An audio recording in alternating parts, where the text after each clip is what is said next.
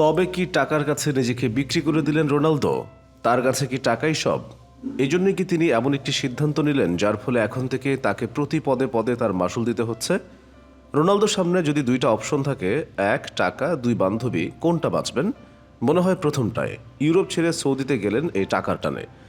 সেখানে গিয়ে তাদের সংস্কৃতির সঙ্গে মিশে যাওয়ার পাশাপাশি রীতিমতো আরবদের কাতারে নাম লিখিয়ে ফেললেন। মনে হচ্ছে টাকার কাছে নিজেকে বিক্রি করে দিয়েছেন CR7। ক্লাব ফুটবলের দুনিয়ায় আল নাসর কোনো পরাশক্তি নয়। Real Madrid, Barcelona, PSG, Manchester city, Manchester United, Liverpool, inter Milan, AC Milan, Juventus, ইউরোপের বড় এসব দলের সঙ্গে তুলনা করলে ক্লাব ফুটবলে আল নাসর পুচকে ছাড়া আর কি। কিন্তু এই পুচকে আল নাসরের নাম লিখিয়ে ক্রিস্টিয়ানোর ব্যাংক হিসাবটা হয়ে উঠেছে আরও বিরাট। ম্যানচেস্টার ইউনাইটেড, রিয়াল মাদ্রিদ ও জুভেন্টাসের সাবেক ফরোয়ার্ড রোনালদোর সঙ্গে আল নাসরের চুক্তি 2 বছরের জন্য।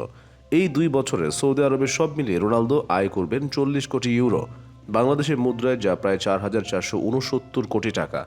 পুরো টাকা অবশ্য আল নাসর দেবে না রোনালদোকে।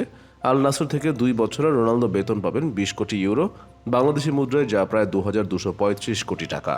বাকি টাকাটা রোনালদো আয় করবেন আরেকটি চুক্তি থেকে, সেটি সৌদি আরবের ফুটবল ফেডারেশনের সঙ্গে। 2030 বিশ্বকাপ আয়োজন করতে চায় সৌদি আরব।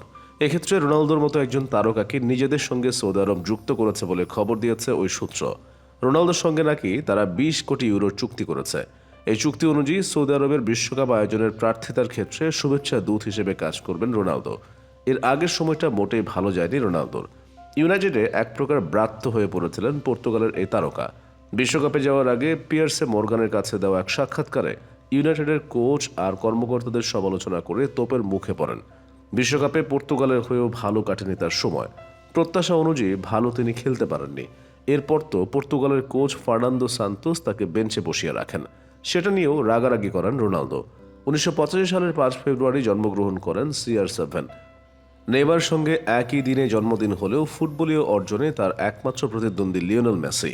পর্তুগালের মাদেইরা দ্বীপপুঞ্জে জন্মগ্রহণ করা রোনালদো রাশিয়া বিশ্বকাপে তৃতীয়বারের মতো দলকে নেতৃত্ব দিচ্ছেন। রেকর্ড 5 বারের ব্যালন ডিওর বিজয়ী এই ফুটবলার অনেকের চোখেই বিশ্বসেরা। 3 বারের প্রিমিয়ার লিগ জয়ী রোনালদো 2 বার জিতেছেন লা লিগা। এছাড়াও 4 বারের চ্যাম্পিয়ন্স লিগ জয়ী রোনালদো বিশ্ব ক্লাব কাপও জিতেছেন 4 বার। একটি FA কাপ, 2টো লিগ কাপ এবং 2 বারের কোপা দেল রে জয়ী এই ফরওয়ার্ড অবশ্য নিজের সেরা সাফল্য হিসেবে পর্তুগালের হয়ে 2016 ইউরো জেতার কথাই বলেন। 2015 সালেই পর্তুগালের ইতিহাসের সেরা ফুটবলার হিসেবে রোনালদোর নাম ঘোষণা করেছে দেশটির ফুটবল ফেডারেশন।